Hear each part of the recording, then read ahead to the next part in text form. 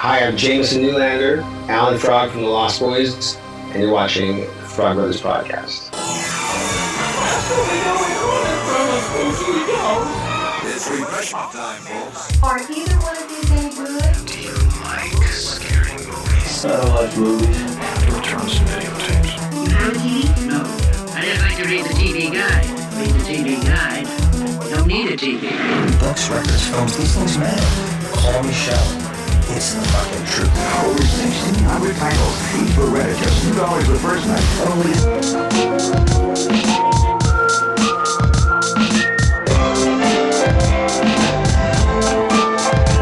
Finish him. I don't watch TV.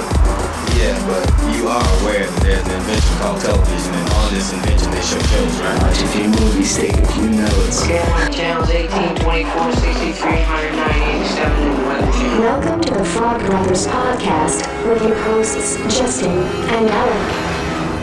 Hello, and welcome back to another episode of the Frog Bros Podcast. Let's get some moonlight in here. Yeah, turn that mood lighting up. Roxanne. Turn the red light on. I was going to sing that song. I'm trying. He's slow enough. It's too late now. We've already waited. Roxanne. Yeah, get that red light. You don't have to put out the red light. Oh, we just clipped the fuck out of the mic. Fuck that microphone. No. With my dick. So you know what? Once here, I'm going to start to show something that pisses me off. Besides, after I announce the fact that it's episode 103. So my kids love to watch YouTube, right? They watch a lot of streamers, a lot of gamers and stuff, or Minecraft and whatever else. And none of those dumbasses know anything about mic etiquette, because you're sitting there watching, and all of a sudden, like, the mic is fucking clipped out the ass, and like, it just sounds so bad on your TV speakers. It's not mic etiquette when it's on the internet like this. It's almost a meme. But, I mean, the gamers don't... None of these people know what they're doing with this equipment, most of them. No, they don't. So they don't know how to back off a mic, like when they're going to make something really obnoxiously loud. Especially if they have the fucking connector that's just on their face. Yeah, those people don't. And then they always scream and yell at us. Those people don't. Hey, I'll listen to voices crack 1,000 times over before I hear some dumbass that doesn't know how to use the mic. Some of what you are about to see and hear is explicit. I will strangle you with this microphone cord. little throwback to a little Adam Sandler movie called Wedding Singer. You will listen to every goddamn word that I have to say! Somebody kill me! Because I have the microphone! I'm on my knees. I'm begging, please. You were on track for a minute there. That movie's fucking amazing. No, I was trying to crack and sound annoying on purpose. I'm at the lyrics. Oh, yeah. So anyway. So episode 103. I got no news written down. There's not a lot in the news at the moment, right? We're kind of between the movie cycles here. Batman is still doing well at the box office. I need to go see it again. Spider-Man has hit the streaming services. I'm waiting for Blu-ray. Physical release is early April, so I'm waiting for that as well. I think nothing too crazy else going on right now, really. There's the Haul-a-thon from NECA Toys, which is just them trying to get Targets to put out their fucking stock that's been sitting around hoarded in Target stockrooms since basically November. And the plan is failing. Yes. I can't buy anything if you won't put it on the fucking shelf. Like, eventually, they're just going to start letting us shop in the stockroom there at Target. Pretty much. They're just going to have to let us take what we want. Mm-hmm. Oh. And the toys, there's not a lot of new stuff in the toys right now. We're still kind of in a lull for movies. I'm waiting on Jurassic Park stuff to start trickling out, but...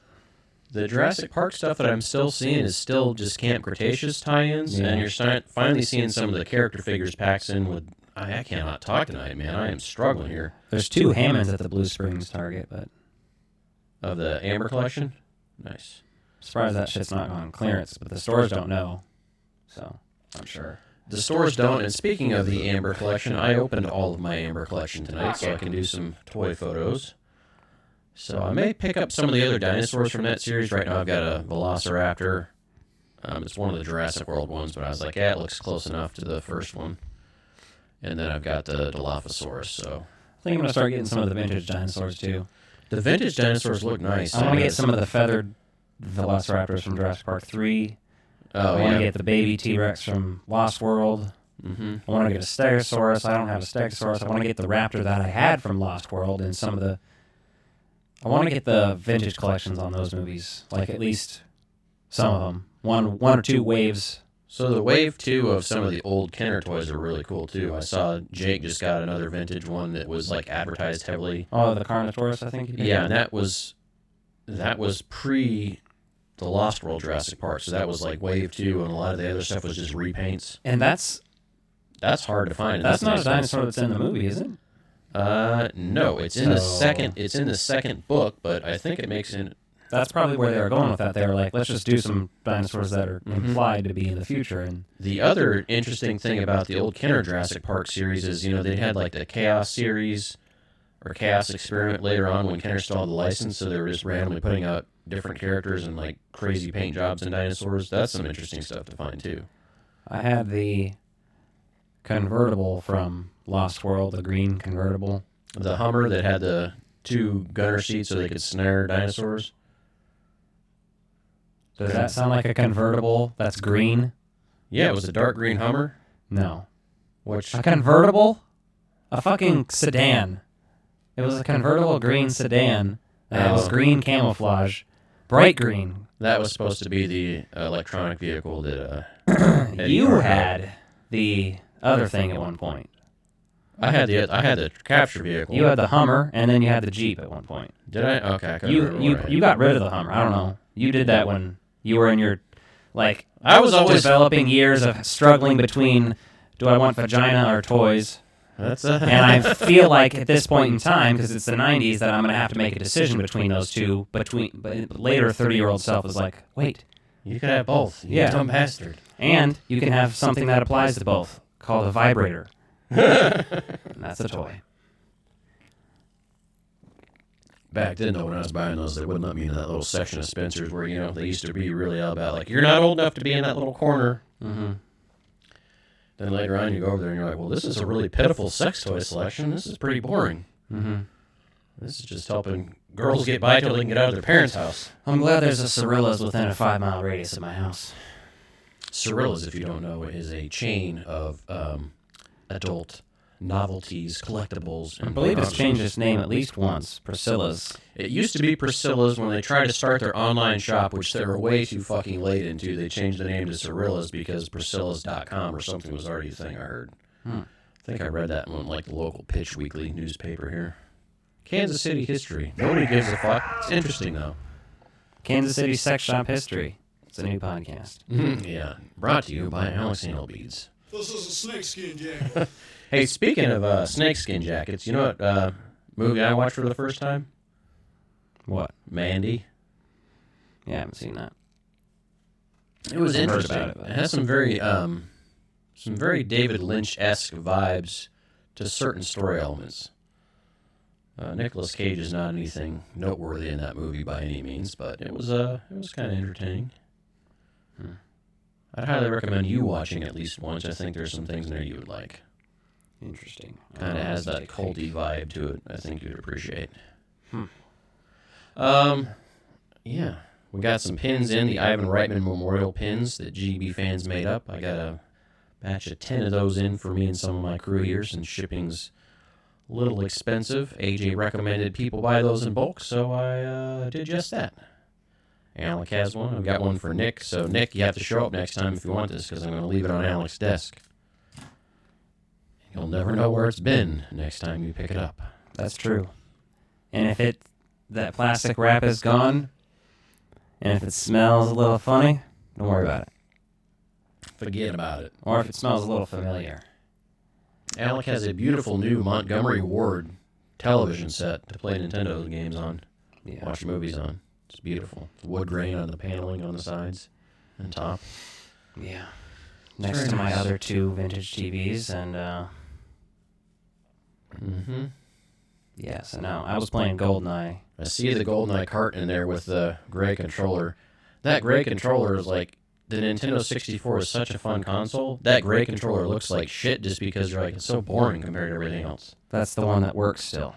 The green one stopped working? I don't know if the green and blue stopped working, but I was having issues with them the other day, and I was like, man, I just need to really give this stuff a deep clean. Because the NES itself needs a deep clean, I can tell. I might even have to take it apart and just, like, see what I can clean out. Yeah. Because it's, fucking... I need some 35-year-old machine. Contact cleaner in there for the metal parts and everything. Yeah, and who knows how many addicts that's... I got the Ninja Turtles to work as you saw, but, like, other stuff, it was, doing the gray blinking, of course, everyone's familiar with if you're of age. Mm-hmm. Unless you got one of those top loaders. Those top loader NESs worth of shit. Yeah, the Japanese ones. They released a version of that in the United States after the Super Nintendo was out, and they kind of had the more modern look of that. You can buy, like, new versions that will play all the systems and stuff. I actually might at some point. There's a lot of those third-party ones, and it's probably good just so you have that available. Do they have anything that does up to the 64 on those yet? I'm not 100%. I know that you could get at least an N64 one for sure. But N64 is working just fine, so I was playing GoldenEye, made a new file, and... That means we can jump back into some Shadows of the Empire, some Rogue Squadron. Good stuff in there. Pretty much. I did play Shadows of the Empire like a year ago on that thing. Nice. I have to do that sometime. I need to get the wiring required, though, to be able to stream it. Don't have that at the moment. Yeah, some of those kits, you don't want to just buy the first one you can afford because usually that's the shit stuff you're going to want to upgrade fucking immediately, so you're better off just holding out a little while longer. So, you want to jump into the movie? Yeah, sure. Yeah, sure. You know what I just watched? Me pulling a can off some moron's chest, Return of the Jedi. Did you see Alien? When that creature was in that guy's stomach? Oh my god. Oh my god. You ever seen that really old movie? Empire Strikes Back? Jesus, Tony. Welcome to Retro Release Reviews. Out. Oh. So this movie was way ahead of its time with the concept it was portraying. It's from 2014. The movie's called Birdman. Or The Unexpected Virtue of Ignorance. Yes, I like the long title there, but Birdman is simple. Mm-hmm. So you've got a smorgasbord of characters. So Mike Shiner is portrayed by Ed Norton. Why is that the first person you list? Because Ed Norton's notoriously known to be an asshole.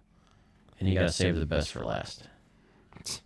Fucking Michael Keaton. Okay, no, I'm not saving the best for last since you're gonna be a dick about it. Michael Keaton, obviously, as Regan Thomas, one of the main characters in this film. He's basically a failed he's just kind of a little bit washed up, but that's mostly because he was very successful and has not been as successful lately.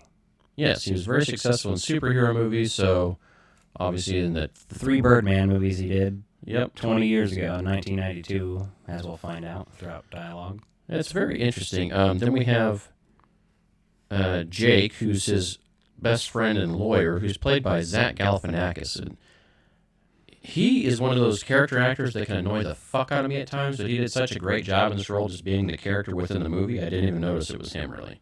And I appreciate that about him. When he can pull that role off without having to be the obnoxious weirdo and just do a good job, fucking stellar. I don't know. I like Zach Galifianakis, but he also does... Like, I didn't like Due Date. I didn't like some shit like that. But when he does stuff like this, he's really fucking good, and you just forget that it's Zach Galifianakis. The first Hangover is pretty fucking legendary, but then he got typecast as that. Yes, and that's what the problem was, for sure. Yeah, because that first Hangover, his role in that is legendary, but in the sequels, it's just so much of him doing the same thing. And then Emma Stone plays Sam, which is Regan's daughter. I see what you did. You saved all the women for last. Are they less important? No. I just didn't write some of them down as I was going through the intro credits in the movie, and she's one I knew by name and her character name. So, Not Naomi Watts, huh? Naomi Watts is in there as well. Naomi Watts is a fucking goddess. And she is glorious in this movie, too. She's great. And she's nice to look at. Mm-hmm. She was in Mulholland Drive that we reviewed recently. Yeah. Also hot in that. And great. That's a fucking great movie anyway. And she is basically, her character is the one that brings Ed Norton's character into the loop in this, right? Yeah. We share a vagina. That's what she says about her and Mike Shiner. That's pretty funny. I also let's point out, the drum score is done by Antonio Sanchez. That's a very amazing and unique, right? Yeah. If you've ever seen a Broadway show, the vibes of this are pretty spot on with some of the things like how it feels to see it, and especially the Times Square scene later on as they're like right on Broadway doing everything. I really appreciated that. This movie is so fucking... There's so much to say about it. Let's just get into the opening and everything. We can talk about some of the stuff as it comes up. The meteor at the beginning. It's lots of artsy shit here. You have some meteors falling, and then the jellyfish. Like a couple frames of it. Like, am I being Fight Club here? What's happening? Is there a jellyfish that's going to be Michael Keaton the whole time? Later we'll find out some sort of relevance of both of these things, but then he's floating, right? He's meditating. Mm-hmm. And like at first glance, you just kind of like think that he might be sitting on something because there's a lot of shit in the scene, so you don't really necessarily realize that he's floating right away, but you kind of gather it pretty quickly.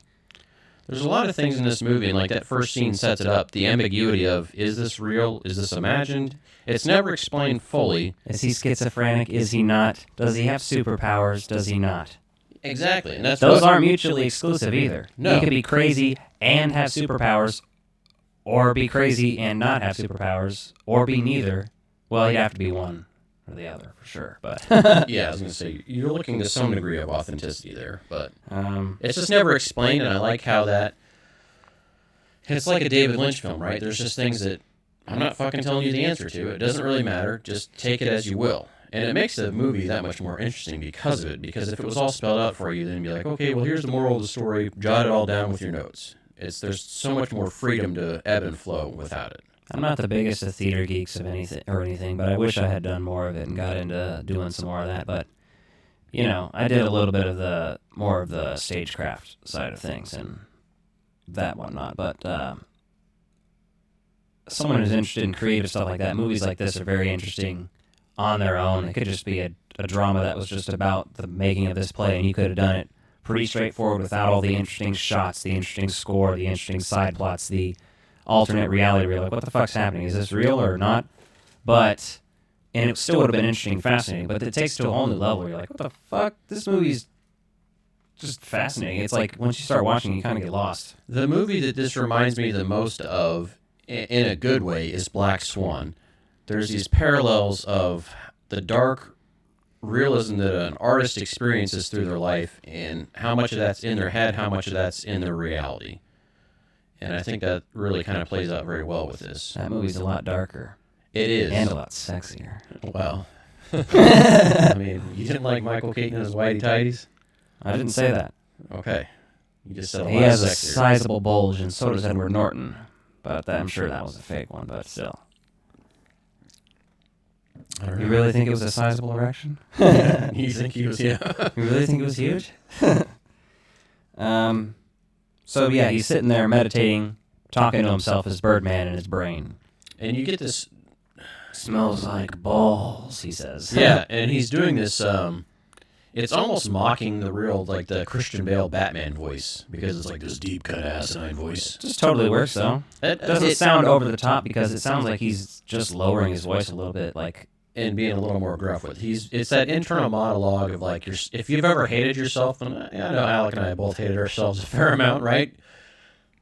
That internal monologue, I don't use that kind of voice when I make fun of myself. I use more of a cartoon character that I would refer to as a dog when I make fun of myself, just because I gotta make myself laugh while I'm doing self-deprecating humor. But, You want to hurt me? Go right ahead. Go right ahead if it makes you feel any better. That's what I say to myself. Yeah. And I think that voice does a good job of coming up throughout the film, you know, showing that that's kind of what's haunting him. Yeah. Also, it's a good point to start and point out that they have these extremely long takes. And it's almost, if you didn't look for them, it would seem like the movie's borderline one take. there's a lot of controversy about that. Obviously done, and not even controversy. They're very clear that it's not one take. They say that outright. There's a few scenes in there that I would say once or twice it's really apparent that it's not one long take. Only if you're looking for it, though. Because it'll go like through a dark hallway and it'll be like all of a sudden they switched, that's where they cut. Or I think there's one scene where they zoom up to a bedroom and it looks like they might have had a window just be green screen and then start another cut there. Mm-hmm. But I'm not 100%. Either way, the cinematography in that one long shot just feels like you're in the moment, you're in the room with these people, right? It feels almost like a reality TV show. It's surreal because it also ignores time. Mm-hmm. Like you'll be in one room with Regan talking to him, watching him talk, and then the camera will start following someone else out the room who just entered. And by the time they get to the stage, it's the next day, and Regan's there performing or rehearsing or something. I know the scene you're talking about. They do that several times. Yeah. Like constantly. But there's one time that really stood out to me, but it's interesting. So they're doing rehearsal, and he walks down there, and the guy's basically, he's not giving him what he wants, and so he's kind of being like, no, so give it some more shit. You can tell he's getting frustrated. He looks up, and he looks down, and the guy's like, oh, you want it more like this, and then his fucking head is crushed in by a fucking light that falls. Mm-hmm. And it's terrifying, right? And then immediately they're damn near at the previews for this show. And Regan gets up and just walks away, and Jake's like, what the fuck is going? Where are you going? Yeah, Jake is interesting because he's always just trying to haul him in and like bring him into line. So yeah. Then he tells him, he's like, I made that happen. And he's like, yeah, okay, sure. Mm-hmm. Yeah. And it's another one of those things where, did he or didn't he? I don't know. Does it matter? Sometimes it's clear that what he's doing is imagining something. Yes. Once or twice, it's very clear.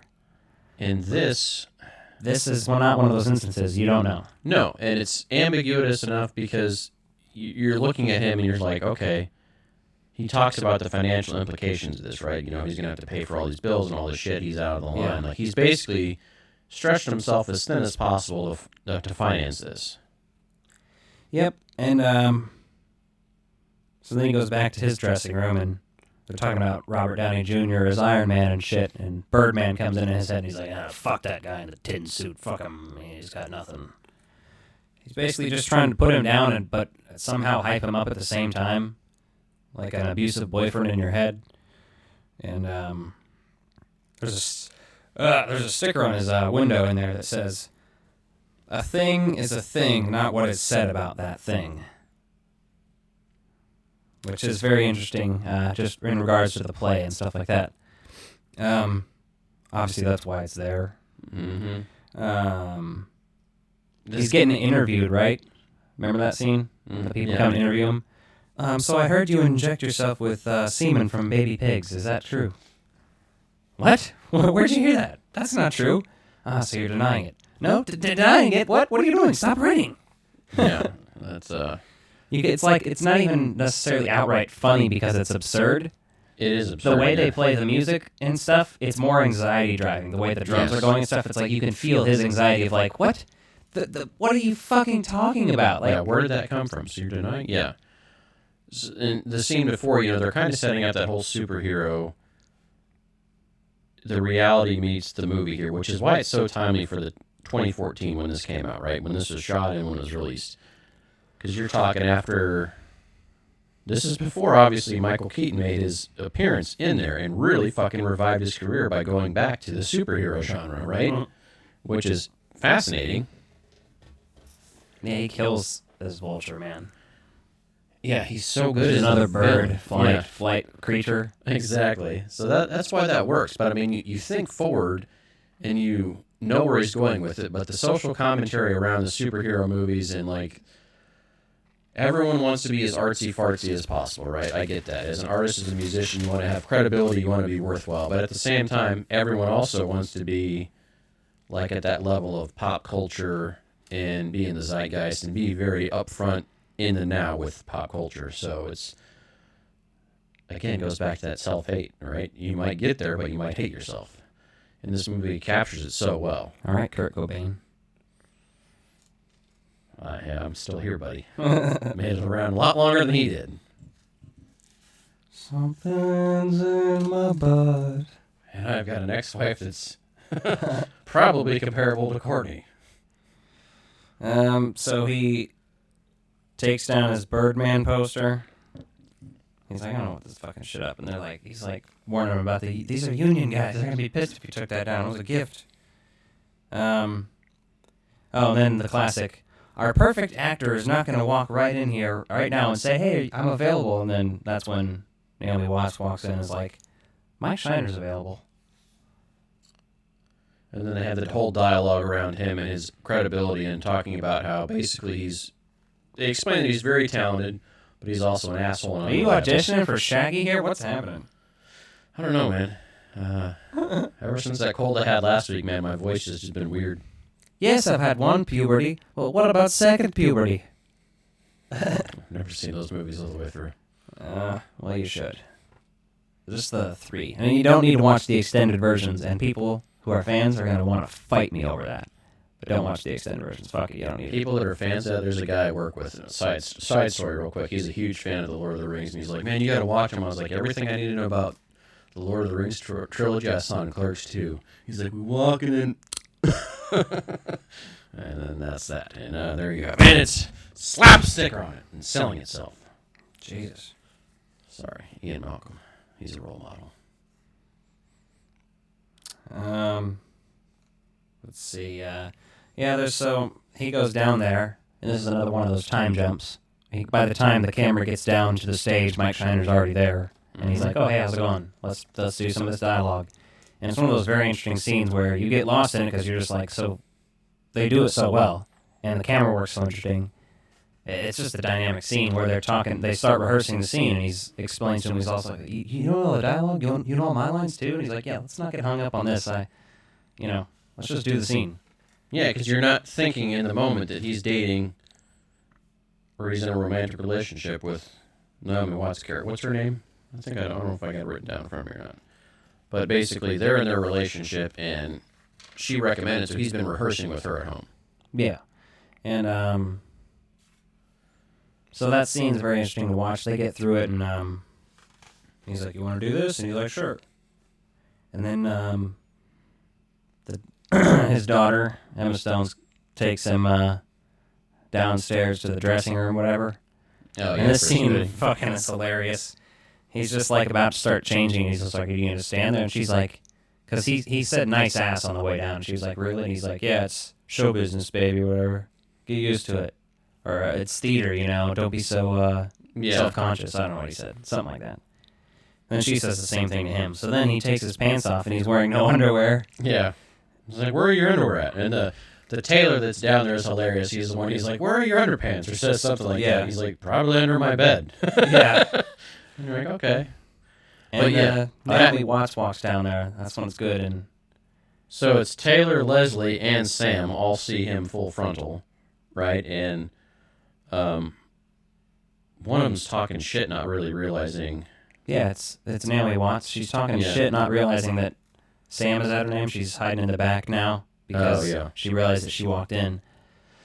And he's trying to get her to shut up, but then he doesn't try very hard, and then lets her talk all this shit about how she's creepy, and then he's like, "Well, maybe we should ask her to leave then." And she's like, "Oh God, really?" And she says, "Oh yeah, he's a handful, huh?" And what she says to him though, "What are you doing?" Because he's naked. "I'm just standing here with my cock out." Yeah, he's just staring at himself in the mirror, which is fucking hilarious. It's amazing. Well, he's really so good in this. It's fucked up. He is, and the chemistry he has with Michael Keaton on stage in that first scene when they really...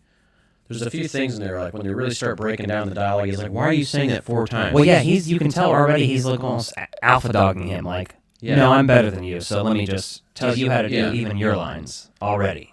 Yeah, and he's questioning him. He's like, "Why are you doing it this way? You've already said this." And he's like, "Fuck, you're right." Like he has that kind of look of defeat, like, okay, this is how this is going to be, right? You've automatically At this point, he's optimistic, and he doesn't even realize that he's going to be trampled over. No, he just realized, like, oh, fuck, I finally got someone here that's like an equal, but he doesn't realize that he's been surpassed. Mm-hmm.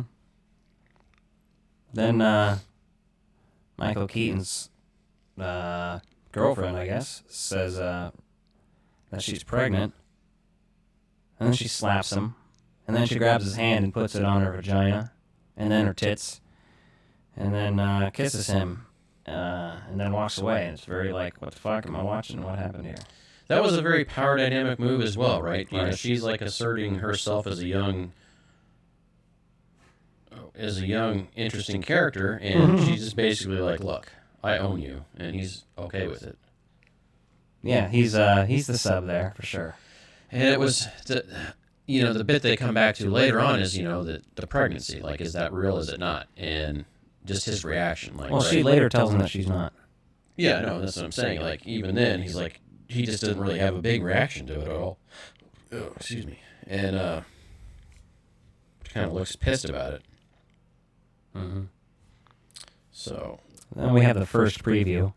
The first preview is very interesting, right? And he gets down there, and the stagehand is like, he's amazing, isn't he? I think he's drinking real gin. And he's like, what the fuck? He grabs the bottle of replacement gin and walks out there, and while he starts doing his lines, and subtly replaces the gin, just like changing the bottle out, Yeah. And then starts to make himself a drink, doing his whole monologue scene. And I love it when it's actually an interesting monologue. You get caught up in the play almost at times like this, where you're like, he's performing the shit out of this. And then Edward Norton breaking in the back, be like, did you replace my fucking gin with water, man? Yeah, and it's great, the power dynamic there. And he's talking about, essentially, you find out that Ed Norton's character, Mike, is this guy that wants to be in the moment. He's a character actor. And he tries very hard. He's, method. Yeah, he's following the method. Well, he wants to be, right? So he wants to be the character, which he's is not fine. off the stage, but on stage he is. So with him, basically he's saying, like, if my character would be drinking this moment, I should be drinking this moment, right? Yeah. And he's justifying that through the method version, but he's not actually doing that outside. So it's very interesting, and I guess that works different for theater maybe than film. You'd almost want to talk to somebody about that and see what that looks like. Yeah. He tries to fire Mike, and Jake's like, well, the advance is doubled, so that's not going to happen. Yeah, he basically just tells him to fuck off, pony it up, and like, dude, you're going to deal with this. This is what it is now. They go outside, and he tells them to meet me outside, motherfucker, or whatever, and he's like, hey, don't think about it too hard or whatever. And then they go out inside and talk, and they're walking down the street or whatever, and they eventually go into the bar, but they pass the fucking drummer at one point. Mm-hmm. That's hilarious. They do it once or twice later, too, but the drummer just sitting in that room as you pass by is magical, because you're like, what? This one's on the street. Yeah. Like, just in, like, sort of backed away in the alley or, like, right on the street. Crazy. And then Regan's ex arrives. Sam's mom. Is that next? I might not have taken a note on that, so I'm not sure if that happens before they're in the bar talking. Yeah, it is before that, because, maybe potentially I'm not 100%. I didn't take a crazy amount of notes of everything. I just took notes of things that I found noteworthy. But the kitchen knife incident I thought was very interesting, where Regan's ex tells about the time he had the kitchen knife with her. Mm-hmm. And, just dealing with his fucking downfall, his spiral there. And that's basically when she was like, fuck it, I'm done. They, when they're at the bar, they see the, I can't remember that woman's name, but the infamous reviewer who can make or break the play and shit. He talks to her on their way out. They have the whole discussion about why George Carver. And he hands him the napkin, shows him that whole thing, and he's like, yeah, he sent this back. And he's like, well, he's fucking drunk, man. Just humiliating and putting him down more.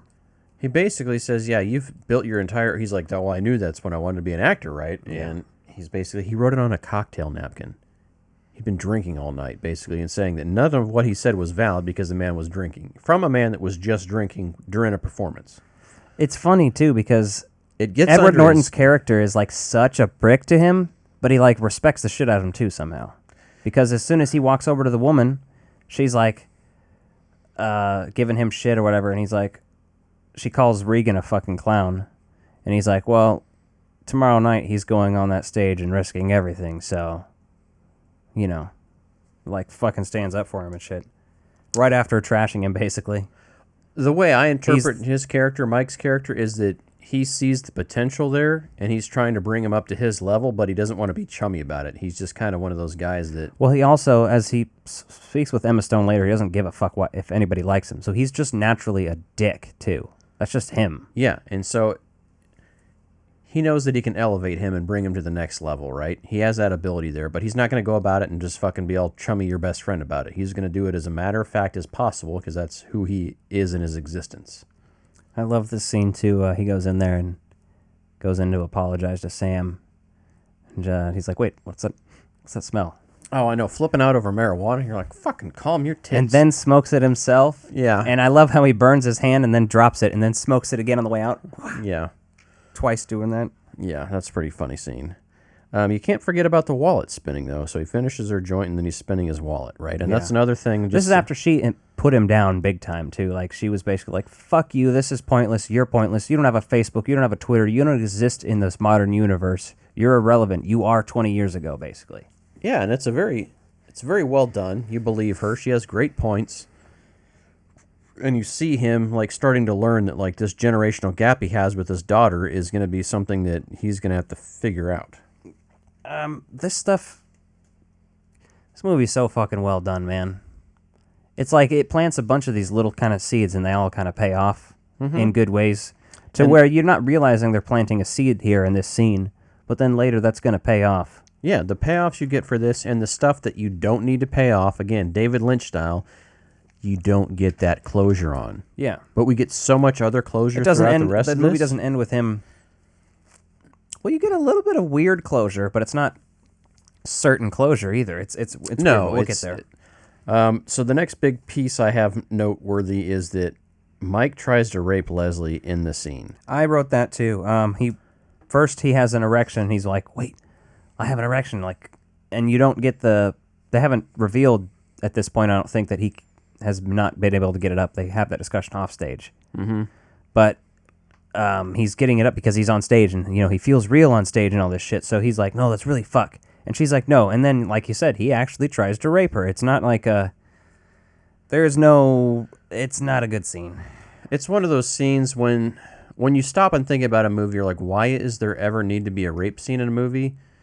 And this doesn't one makes go sense to that level because it doesn't actually happen, but it's attempted. And if you didn't know what they were doing exactly, like you may miss out on knowing what the hell that was happening there. Yeah. If you weren't thinking about it. But this is where we get the first view of this climax scene of the play where he comes in and shoots himself and stuff. Mm-hmm. Again, you get caught up in the play because you're like, oh, this is interesting. Yeah, the play is very interesting. And then like I said, she mentions, oh, you haven't been able to get it up in the last 8 months, but all of a sudden we're on stage and you can. And then she tells them she wants him to leave. She's like, no, this is fucking it. You don't understand. You crossed the line, motherfucker. Well, then the other big scene we have there is after that first preview. She goes and talks to the girl that's pregnant, Riggins' girlfriend, yeah. And she says, he tried to fuck me in front of 600 people or whatever. And she's like, oh, that's kind of hot. Yeah. And I'm like, yeah, same. That chick, that's the chick that you want. But either way, I'm just... That is a very... consensual. A noteworthy piece there. And then Mike eventually goes to talk to Riggin, and he's basically like, get a fucking better gun. He's like, I could see the fucking orange tip down this thing. He's like, it doesn't feel real at all. Like, again, and it's just reinforcing the fact that he wants to feel threatened, yeah. Mike wants to feel like he's really in that fucking scene. And then the two girls go back to the dressing room and talk. And eventually they say that thing, Riggin comes in and he says to her to comfort her, Naomi Watts' character, he says, you're beautiful, you're talented, and I'm lucky to have you. And then he leaves, and his girlfriend is looking fucking depressed, and Naomi Watts asks her, like, what's wrong? And she's like, oh, nothing, but he's never said anything like that to me in the 2 years I've been with him. And then she tells her, you're beautiful, talented, and I'm lucky to have you. And then she starts kissing her, and Naomi Watts looks confused and terrified at first, and then is like clearly like turned on the fucking downstairs pipes. So she was like, okay, I'm here for it. She embraces it, right? Then they start making out, but before they're walked in on again. Yeah, they get walked in on, and then fucking Mike's an asshole about it, right? He's clearly done that before, so like that's not on his bucket list. So he's just like, yeah, fuck you. He's like, it's stupid. Yeah. And then we see Mike and Sam up on the roof. Yeah. And then they do their little game of truth or dare, which is pretty fascinating how they get to that. It's a good little... It feels like a fairly natural exchange. The game itself is a little bit juvenile, but I think it kind of works just for going there. But I mean, you know... Yeah. I mean, what is she going to dare him to fuck her at that point? You know what I mean? That's like fascinating that adults would be playing that, right? That's the only reason you'd play that as an adult. Yeah. Because you're trying to get someone to fuck you and they can't take a hint. And then he continues answering questions for her even beyond the point. So, yeah. Then they get a bad review, their first one. Mm-hmm. And it's also a Mike interview, basically, and he's talking shit on Riggin. Yes. And he also learns that she's not pregnant here in this scene. Mm-hmm. And that's when she's pissed at him because she's like, look, you don't really care. And like the whole dynamic of that relationship being fragile and maybe not what either one of them thought it was is kind of just one of those other background pieces that just kind of carries the story. Yeah. I love Riggin fucking whipping Mike with that newspaper when he's fucking pissed about it. I love it when they start fighting and shit. Yes. I love it when he pushes him against the wall and he's like, you know what my father would used to do? He would take us out to his tool shed, right? And he would say, you can either come over here and unbuckle my belt yourself, or I can take it out and whoop you with it. And after a while, I just kind of got numb to it, you know? And he starts breaking down. Yeah. And he's like, laughing. He's like, that's fucked up. And he's like, yeah, it is. Yeah, it is. It's also not true. He's See, like an act too, motherfucker. Yeah. And I think that was just those two. It's that fucking ego of them like sparring back and forth. And I think so awesome. And I think that's finally when Mike realizes that Riggin's a little fucking off the rocker, and so like this whole new level of respect is kind of there. Like they're kind of even keeled here at this point, right? They both got different philosophies. No, I think he's satisfied too because he like has awakened a little bit of craziness in him. He's like, that's what he needs for this role is to be a little crazy and berserk, which going forward does help. It's interesting. I've watched this movie probably 4 or 5 times now, so I'm actually like really seeing some developing interesting things in there, and it's another one of those things, the small character choices. When Riggin gets up and walks away, Mike Shiner taking off his sandal and throwing it at him. Like, yeah, like a fucking whiny Hollywood bitch is what he feels like. Like a, well, not Hollywood, obviously, but you know, A-list celebrity theater actor. Very hilarious. They fight. That scene is just good in general. Or when he's arguing back in his office with Birdman. The breakdown there is amazing. Yeah, he's breaking shit. And here, this is one that I think is clearly delusional. He's imagining this. The mental formation is what's going on there, right? And they kind of talk about that, the mental formation. And he's flinging that shit around everywhere. With his mind. Mm-hmm. But then as soon as somebody opens the door... You see him throwing everything around. Yes, which is very noticeable. Which is cool. I like that scene a lot. Also the line in there... the Trivial Pursuit joke. I love that line where he's talking about it. He's like... Oh, not that. No, before that. Okay. We'll get... Yeah, you can tell that in just a second. But the... He's like, you know, our movies used to make billions. And he's like, so what? Billions of flies eat shit every day. Does that make it great? Exactly. It's on point. But basically, yeah, he makes a joke. He's like, we're a Trivial Pursuit answer now. Yeah. And you're like, I'm the fucking answer to a Trivia Pursuit question. I look like a turkey with leukemia. It's fucking well done, man. Love it. And then Jake walks in on the meltdown and is utterly fucking confused. Mm-hmm. Doesn't really quite understand it. He tells him, I can't do this anymore, Jake. We should cancel the preview. And he's like, you're kidding me, right? Jake is the voice of reason right here, basically saying, and like, you're lies. Well, fuck yeah, but he's... we got a 3-block line, and it's sold out. You know, tells him all this, like the fucking Saudi Arabian prince brought his girlfriend, and Scorsese's casting his new movie. And then he passes Sam and somebody else in the hallway? Is it... Yeah, she's like, is Scorsese really going to be there? And he's like, yeah, so is the Pope. Yeah, and they're like, fuck you. And it's like, hey, man, it needs to be done, right? You're dealing with people with very fragile egos here. Yeah. It makes a lot of sense. Jake, again, man, Galifianakis is so on point in this because he does that good job of being like extreme and intense when he needs to be in this role. Mm-hmm. but he's just so good about fucking carrying that calm and going through it. Like, you see him, like, reacting and, like, being like, okay, how do I fix this shit? And then Sam and Mike end up banging on the catwalk. Mm-hmm. Well, they start on the roof and before they make it down to the catwalk. Yeah. Which is another one of those shots you mentioned, because after they're, like, making love, then you look down and you see rehearsal where Mike is back down there or in the performance, I believe. Yeah. So. And then, well, she kisses him, and that's when Riggin sees that. Mm-hmm. And he asks for a smoke before he has to go on stage. Yes. So then he goes out, has a smoke, he's just in his robe, and the door accidentally closes when he's smoking on his robe. Yep. And he can't get the robe out. Yeah. And it's so fucking well done, man. He just, like, panics a little bit, but is like, nope, I gotta fucking do it. I'm doing what I'm doing. I'm not letting this fall apart right now. Yeah. And he fucking walks in his underwear and just starts strutting. And slowly people start to be like, what the fuck? And if you've been down on Broadway, like, with all the fucking lights down there, and, like, you look at the theater district there in that area, everyone's there, all the tourists that are just casually out there, you know, because all the people that can't afford the shows are still going to walk through that area. Yeah. And he just fucking goes, and all eyes are on him, and he's going viral. People are live streaming. He enters the front of the building, and even the ticket person tries to yell at him, like, who he is. And then the guy from the beginning is there with his lawyer in a wheelchair, and he's, like, trying to talk to him, and he's like, fucking shut up.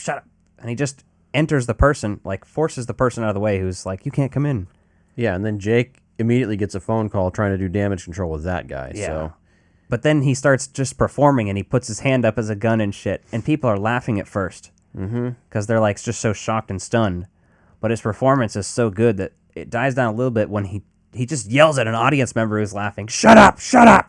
Like, also yelling at the people on the stage, but, like, then starts interacting with the people a little bit and then moves past it and goes The scene is so well done because he walks in, he doesn't have his gun, so he's using the finger gun prop. When he gets handed it. Then he gets handed the gun on stage, and it's like, fuck, that is so good. Yeah. It's just perfect. I love it. Yeah. Jake deals with the hurt actor. I said that already, so... She tells him that, oh, you're trending for walking on the street, and she shows him the video, and she says, you know, believe it or not, this is power. But what's the... I've got a note here, and I'm trying to remember the context of it, but he says his balls are being hit with a tiny hammer. Oh, yeah. She asks him, so how you doing? And he says, you know, it's like, I feel like life is just, it's doing all these things. I mean, he goes on this, like, long diatribe, and he says, and it feels like really what's happening, though, is just I'm falling around, and somebody's just hitting me in the balls with a tiny hammer over and over. Like, that's how he ends his little speech about how he's not doing well. Yeah, and I said the underwear parade was going viral after that, right? And then Riggin fights with the play review at the bar later. Yeah. And that's she tells him she's going to destroy his play because basically he's a fucking asshole and I hate everything you stand for. And then he, like, defends himself, to which you think, okay, that's a pretty good argument. And then she's like, you are she didn't even say, he's like, you are not an actor. You are... like what does she call him? A pop culture something. Basically, she just saying you're more, or maybe she just calls him. She just says celebrity. You are not an actor. You are a celebrity. Basically, meaning you are just known by people for being you. You're not known for being culturally significant or an award winner or anything. And that really gets his goat. And then he fucking pounds her drink that he brings over to her, and wakes up on the street. With his fucking head on the trash bag as the pillow. Birdman appears behind him. Yeah. So now it's like a physical manifestation, at least for us, so we can visualize it. We're seeing that. 60 is the new 30, motherfucker. Then that action sequence happens. Yes, and we see the meteors from the beginning of the movie crash into the city and all that shit. This is another great scene because on so many levels... He's like, look at this, explosions and shit. Look at their eyes glazed over. They love this shit. And it's fucking true. Like, it's like you're watching it and you're like, oh. Like, he's saying that both about, like, people are watching Marvel movies and shit like that because they like all that big shit. Obviously, that's the basic one. But underlying under that is, like, there's people watching this movie who are bored, who are now perking up and are paying attention, basically. Yes, there's that level of it too, and there's also the social commentary that like we are so focused on war and violence in the 24-hour news cycle, like that type of shit immediately gets your attention because you're used to seeing these images over and over and in slow motion. Like, so it could be the Twin Towers falling, but in this case, it's like the meteor is hitting the buildings, right? And you're just fascinated. You're just watching it, and you're immediately in the zone. And it's a really well done sequence, right? They don't fuck around and make it look like shit. It looks grade A Hollywood, big budget picture, and it's just for this short little scene, and it works out very well. He screeches, starts flying, floating up, floats up onto the roof there. And then the guy talks him down. And then he turns around and fucking runs and jumps. Right before he does that, though, he goes, music. And the music starts playing. And then the guy talks to him, and then the music stops, and he's like taken out of his fantasy again, you know? Then, yeah, like you said, he flies around and does this fucking bunch of cool shit flying around. But here's where a key thing happens. When he's getting back, he flies back to the theater, right? And he's walking in. And the guy at the cabbie gets out and is like, what the fuck, man? You didn't pay me. Exactly. So, like, did he get into the cab there? And then, like, the reality versus fantasy here is just kind of blurred. Obviously, there's... That's what I'm saying. Like, this is one of those scenes where they're almost telling you, yeah, he took a cab. Yeah, he didn't fly. He's just they all would tell you that, but yeah, he's imagining this. But it looks good. So, and it's opening night. And then it basically... what we talk about when we talk about love. The first act intermission. Everyone's fucking telling them how great a job they're doing. Like, you know, everything's going over well. Then again, his ex-wife comes in there.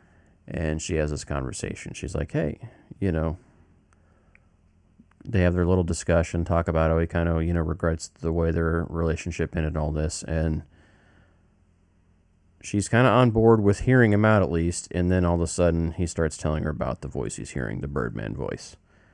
And at that point she's like, well, right. She doesn't outright say it, but I mean, you can just kind of, you just tell that tonal shift in her body and her, the way she tenses up after that. But he tells her that whole story about his suicide attempt, though. So the jellyfish stings basically stop them from drowning himself, which is fucking fascinating.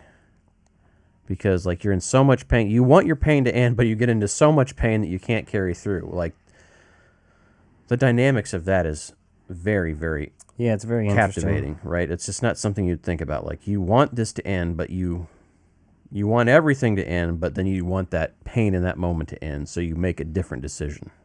Fucking trippy. So he ends up on stage shooting his nose off. Yeah, and I love how he gets the gun, because, again, that's that small little seed that was later. They get a better gun. And he's like, fuck you, I'll get a real gun. Throws the wig on, grabs the fucking gun, checks it, goes out on stage. And you're like, oh, fuck, what the hell's going to happen? Yeah.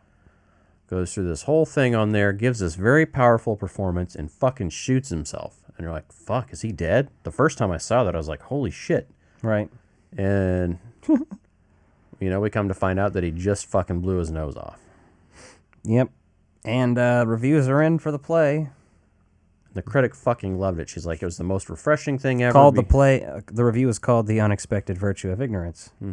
And they basically claimed that he invented a new style of fucking acting, super realism, where blood was spilt in this theater tonight. and yeah, basically crazy review, yeah. Calls it refreshing and something that, you know, the theater industry needed to jumpstart it. And you're like, it's fucking fascinating, because you're trying to figure it all out. But I love how Jake eventually tells him, he's like, you will be charged with brandishing a weapon. Yeah. You know, the reality of it all. Like, right, you go from these crazy extremes to, like, how wild something is to back to reality. Like, hey, you're going to be getting charged for that, by the way. And I like how his mask looks like the superhero bird mask, like, on his face. That's all very, very intentional, obviously, but I like it. And then I like this. This is a theory I have based on this movie and other shit I've seen. If you change someone's nose, they're fucking unrecognizable. And he is unrecognizable. Birdman flushes the toilet because he's taking a shit and says goodbye. Yeah. Fuck you. Goodbye. Fuck you. Yeah, and that's basically him saying, I'm done with you, right? You kind of realize that he's overcome that personality conflict he's had. And then we come to a conflicting ending where he approaches the window. He's like, hey, look, I'm looking outside. I think I'll take I'm just going to go fly. Then he exits and starts flying.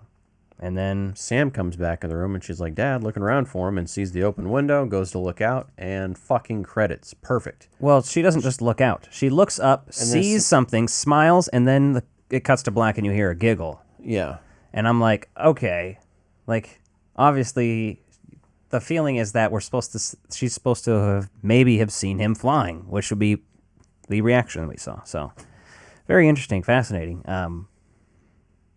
Fun shit. Just like this movie. I like the themes, the troubled actor or artist stuff is very interesting, but this is one of the best. I was going to say, that can be very tropey. Yeah. But this is done so well. And then to see Michael Keaton, that we all know and love for Batman, come and become this character, right?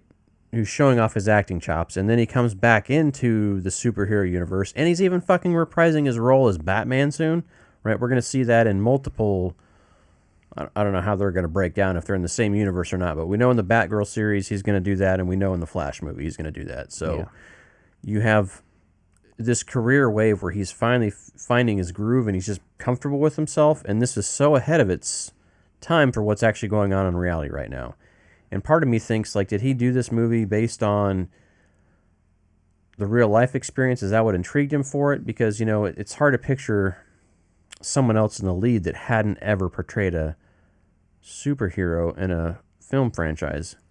Well, it's very much like Judd Apatow's Funny People about Adam Sandler, where it's about a version of that person in reality shifted a bit.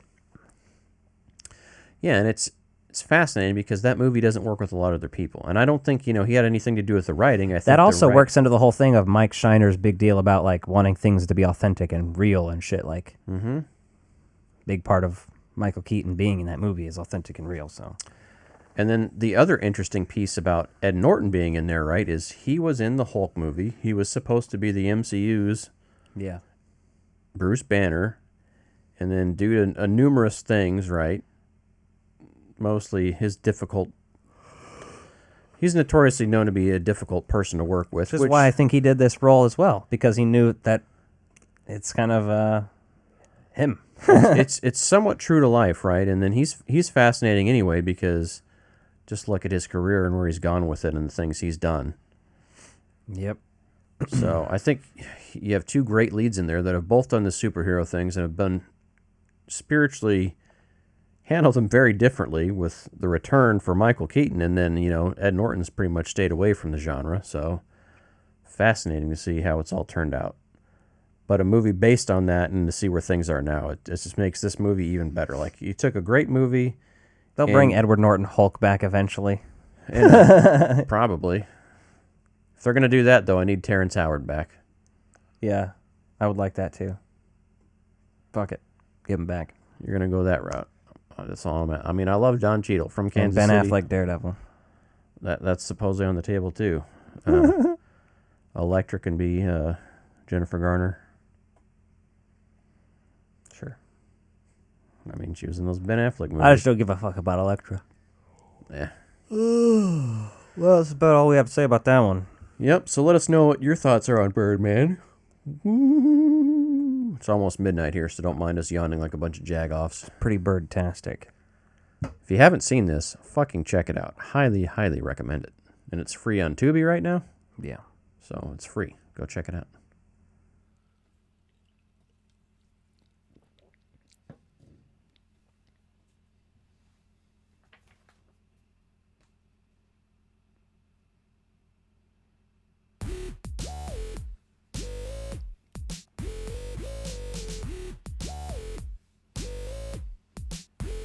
So you two dig up dinosaurs.